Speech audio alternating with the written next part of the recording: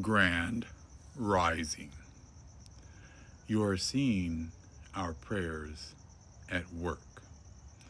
So I hear that Trump has activated the California National Guard, and as well as the Trump invokes the Insurrection Act. Now, again, we're getting closer and closer to June 10th, which marks the 6-month anniversary of this really small group of people, using the power of Pluto to to pretty much fulfill our wishes, to answer our prayers. And I know that, like myself, and I'm sure that many of us prayed to be the head again, which, if we are the head, and it's this really small group of chosen people from the Most High's lineage, then that would imply that 99% of the people that were part of the top of being blessed, being the head, were going to be switching to the tail. Now, if you've been paying any attention whatsoever to the news, you can see that 99% of the people are moving to the tail. Now, you can just look, and people are now wondering, why are these things happening to me? What did we do? Why has the government turned on us? Because, see, this is what happens when the correct people are awakened by the Most High and called back home. In Revelation 11, when the two witnesses were dead in the streets, the world was merry and sending gifts back and forth to one another. That was when Psalms 83 was at the top. But as you can see now, those days are gone. We've been telling you those days are gone since 2020. But you got about 5 years to try to prepare yourselves for this change. And the change is here, and it is not going back ever. Psalms 83 will never have an opportunity to rule and reign again. When you understand, the book of Daniel, and you see how the Most High showed the people were going in and out of captivity over and over again.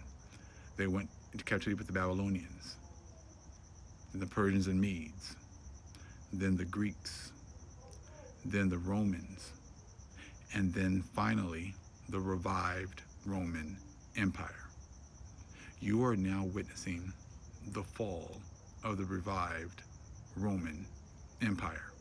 Your churches and all your religious institutions try to make you feel that you had nothing to do with prophecy, and that you were going to get raptured out of here, and then all the bad things on the earth were going to happen.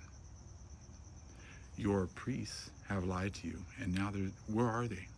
Are they anywhere at all trying to explain their stance, trying to, make you feel or understand, pretty much give any validity to their stances? They're not telling you about a rapture. They're not telling you about Revelation 6 and 8 and how that was fulfilled in 1492. They're not telling you that them coming here, raping, robbing, murdering, and stealing everything from our people who were already here, how that was somehow a fulfillment of prophecy. They're mum on anything that has to do with the church or anything that they have taught. That should terrify you. It really should, because these are the people that you have held in high regard. These are the people that you've given money to. These are the people that you have turned a blind eye when they were, raping little boys, raping little girls, raping nuns, breaking every commandment in the Bible. And you thought that you would make it to heaven if you just stood idly by and didn't say a word or hold these people accountable or try to even bring them to an account. You thought that, they were your doorway to heaven, and that if you didn't say anything and just let everything just roll, you'd be okay.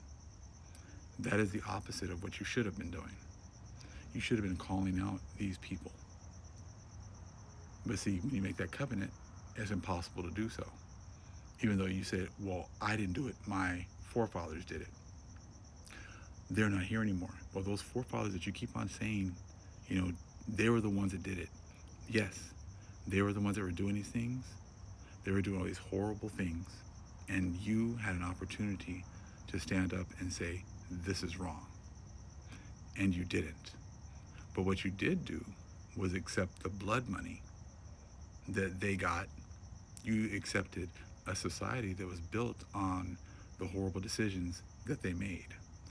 You decided to accept anything that you possibly could that they did on our backs. And you decided to stand idly by while your forefathers raped, robbed, and murdered and stole everything from my people, and you said nothing. Just like I've given you an opportunity to talk about this silver tsunami. All of these, 80 some odd to over $100 trillion that was supposed to have been, making its way to being passed down to you. And you had no problem getting ready to accept all of that money. You never said, you know what, that's wrong. How they got that money is wrong. And I haven't done anything to, earn this. They didn't do anything to earn it. They set up laws against the Most High's chosen people. You still call them as African. When you can easily see, look, Africans are getting deported. Africans are getting sent back to Africa, back to their countries.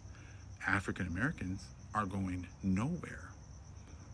Shouldn't that make you kind of think that there's some kind of, that there alone tells you or shows you that there is a difference between Africans and so-called African Americans? If you haven't seen it yet, you can easily see it in us.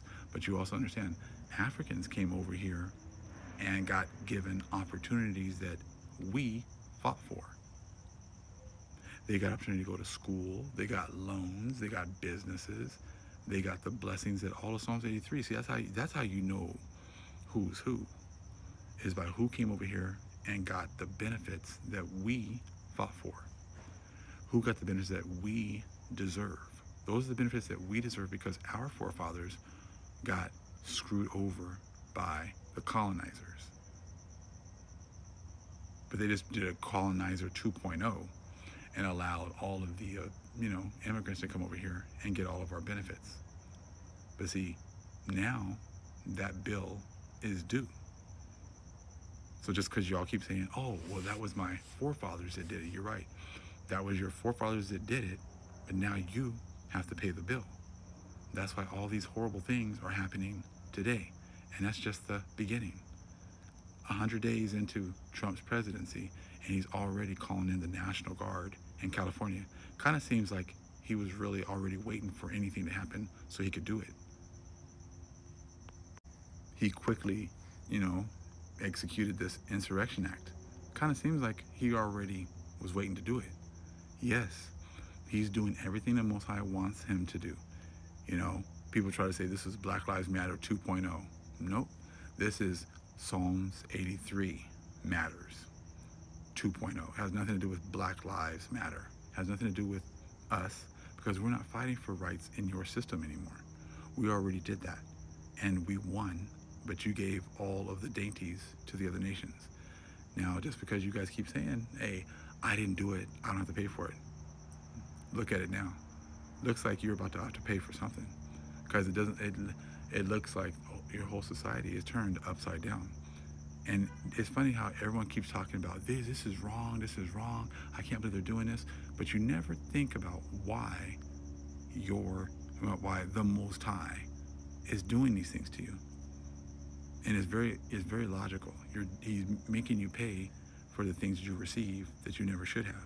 He's making you pay for the benefits that you received that were never yours in the first place. You stole, you coveted a great life here. You coveted the benefits that we were supposed to have had, and you took them for yourselves, and then you were racist towards the Most High's chosen people. You cursed the Most High's chosen seed. And now we're here standing up and letting you know exactly what is going on. And this is just the beginning. Much love, family. Shalom.